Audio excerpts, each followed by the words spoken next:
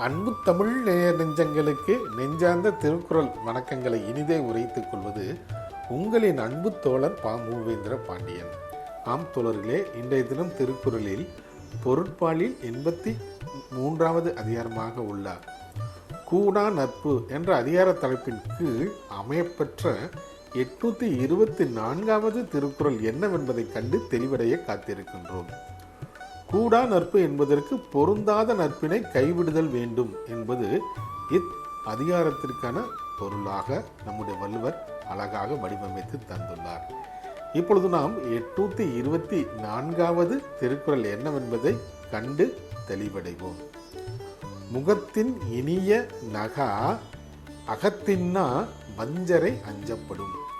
முகத்தின் இனிய நகா அகத்தின்னா வஞ்சரை அஞ்சப்படும். இத்திருக்குறளுக்கான பொருள் என்னவென்பதை இப்போது நாம் காண்போம்.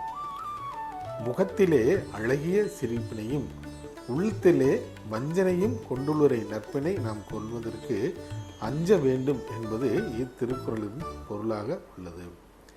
மீண்டும் பொருள்: முகத்தில் அழகிய சிரிப்பையும் உள்ளத்திலே வஞ்சத்தையும், அதாவது கபட நாடகம் ஆடுவோரின் நட்பினை நாம் கொள்ளாது இருக்க வேண்டும்.